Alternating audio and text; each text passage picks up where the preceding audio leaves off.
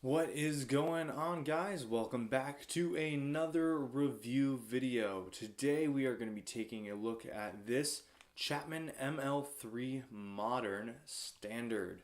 So, I've had this guitar since about 2 weeks ago from recording this video, and I just kind of wanted to go through my thoughts on it.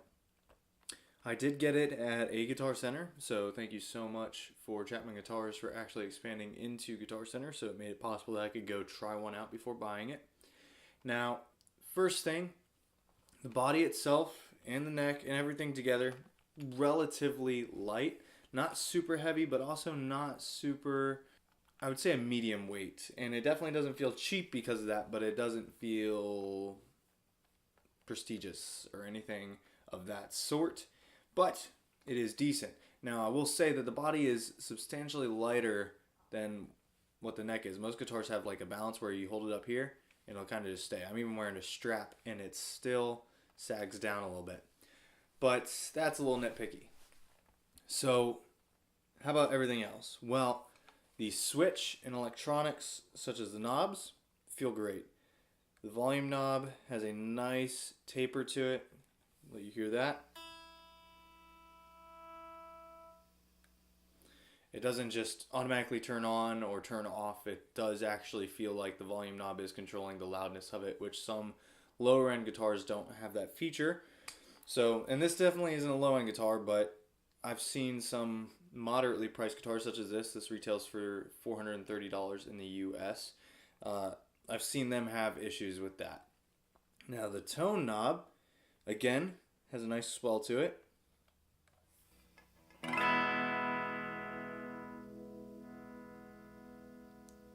A little less gradual. Towards the end, it kind of nasals up the whole pickup, but it does have a little nice taper until that point.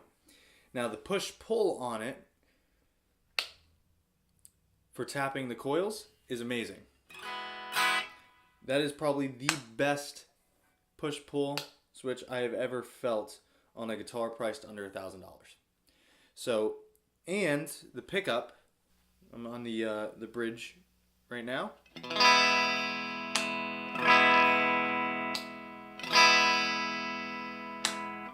In my opinion, it sounds a bit more like a single coil rather than sometimes when you have a push-pull or coil tap or anything like that, you end up with this just weak humbucker sound. It's still fat, but this actually feels like a single coil. If I got out my Strat and played those side by side, it would sound quite similar. Now the switch itself for switching from pickup to pickup, again, one of the best I've ever felt on a guitar this price.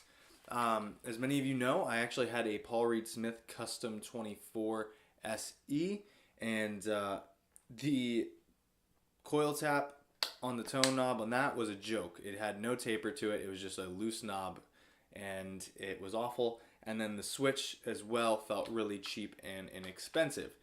Now that was a 2017 model. This is a 2018 Chapman. So different companies, but that guitar was also double the price of this. So take that into consideration as well. The pickups sound really great. So here's a clean tone. I'm going to play some chords on the bridge pickup.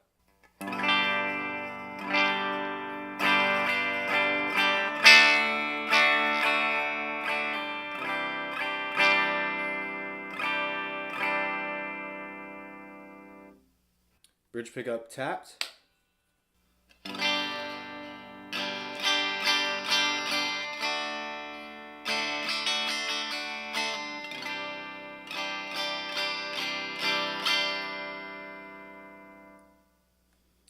Middle pickup, or both pickups, just to say.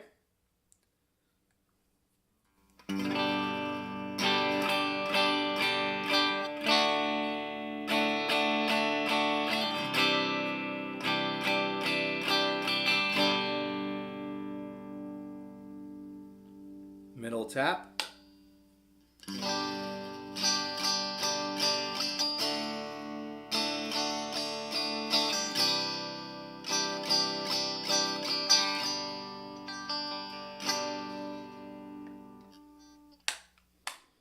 Neck pickup.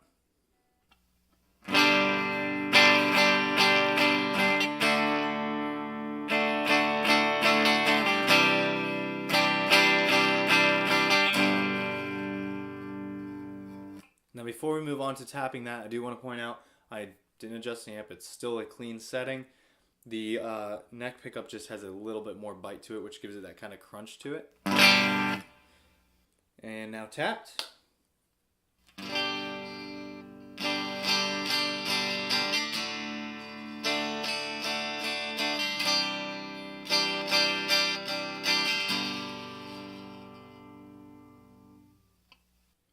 Alright, and that is a tone test on a clean setting. A little bit later we'll go into a tone test with the drive on the amp. So that takes care of electronics, and I'll just real quick go over the bridge. The bridge, nothing spectacular, but it's not lacking anywhere either. It's exactly what I would want from something. I've never actually had a guitar with a string through body like this one, and I actually quite like this, so I'm not displeased with it. I'm just saying it didn't exceed expectations, but it didn't not meet expectations. As far as the contours of the body, it has more of a modern telly shape to it. Most tellies are very kind of just straight all the way around. This has an arm contour here.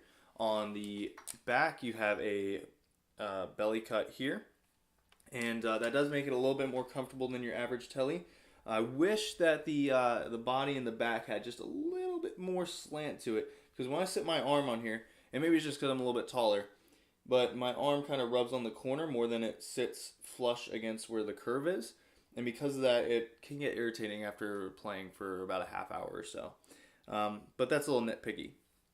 Now if you get up into the high parts of the neck, one thing that I really like about this is the way that it has this part cut away. If you're somebody who plays with your thumb over, it allows you to arch and get in there. Right? Now, if you're somebody who plays classically though, and you get to that point, it would be better just to have that cut out. But the heel joint isn't awful. It's definitely not nearly as bad as your traditional like Les Paul or even a bolt-on like Fender guitar. Now the neck. Let's talk about the neck a little bit. My biggest thing when I picked this up was I felt the edges, and I know from watching the Enderton's channel several times and Rob Chapman's channel that one thing they take, you know, like a huge part of their building process is they want rolled edges on the fretboard. And I will say these edges are definitely rolled, but they're not rolled a lot. They're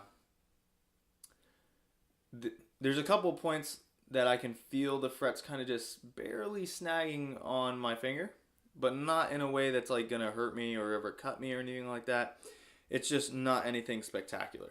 So for how much they talked about it, I was kind of disappointed at how little the neck is actually rolled in, and I hope that they fix it. I know that in one of the later videos they said in the version 2 of this guitar that the edges are much more rolled, which would be nice to actually witness. Hopefully I can go ahead and play test one in the next few months.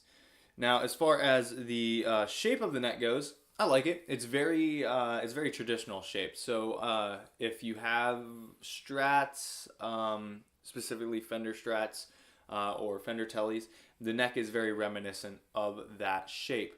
On this one you're kind of forced to have your thumb a little bit over or towards the top like so.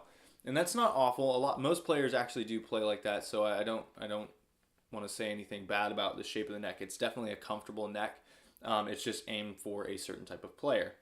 The fretboard is an ebony mascar, and I have to say I've never had a guitar with ebony fretboard. All my guitars were post-sighties, or not post-sighties, pre-sighties.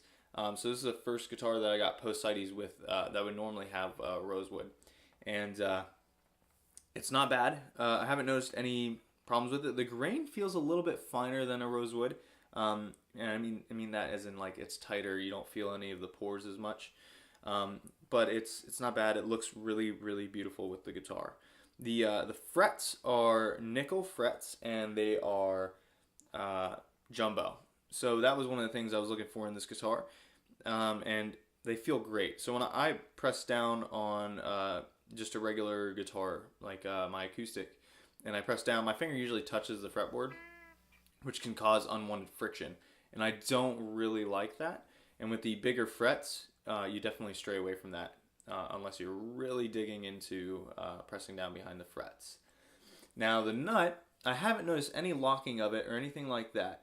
The guitar stays relatively close to being in tune all the time, and I was, the first week I had this, I played it in E flat and then drop, what was that? So that'd be drop D flat, and it held up pretty well. So I think it's just a plastic material. I might be wrong on that one. Link down below to the Chapman website so you can see the full specs of the actual guitar. But again, nothing spectacular. It does its job. The string trees, however, I really don't like these string trees. Even my Mexican Strat has these, and I'm looking to replacing them with the American Strat versions, which have little rollers on it, so the strings don't actually get caught on these at all. They just kind of, the rollers allow the string to slide in and out freely. I've noticed on these, on the Strat, and on this it probably won't be a big deal because there's no tremolo system, but they typically get locked up a little bit, and I'm not super excited about that, but I haven't had a problem yet. So overall, the guitar is fantastic. I would totally recommend someone who is in the market for a new guitar to go ahead and get one of these. It is by far one of the best guitars I've played in the price range. Now, biggest thing I would say is a downfall is, and it might just be mine, but it does buzz a little bit. When I bought it, it had 11s on it, and it was really, really hard to play. So I threw 10s on it, and it's much, much easier to play.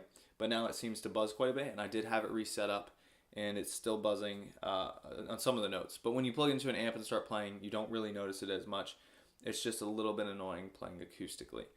That is my biggest gripe. Everything else, I would say, either meets expectations or exceeds expectations, except for the roll of the neck too. Alright, so for this part of the video, I actually drop D tuned the guitar.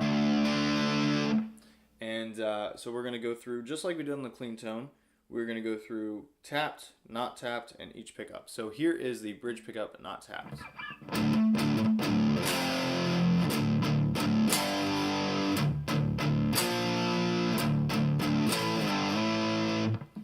Okay, tapped.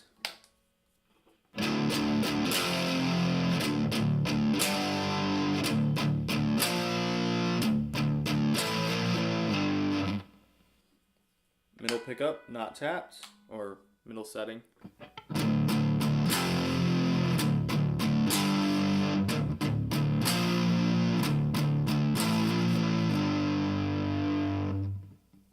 Tapped.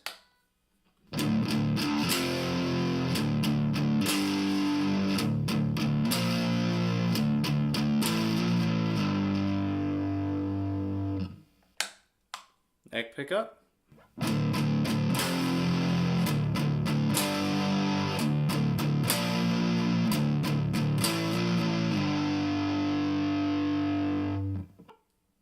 And neck pickup tapped.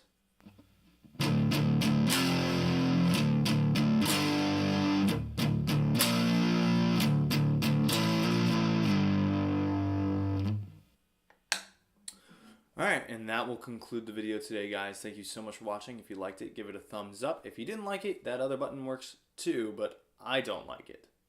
I don't like it. Leave a comment down below if you have any questions about the guitar or any suggestions on how I conduct my review videos later on in the future. If there's anything that you would like to see personally for guitar lessons or just in general about guitars, let me know in the comment section down below as well. Thank you so much, guys, and I will see you next time.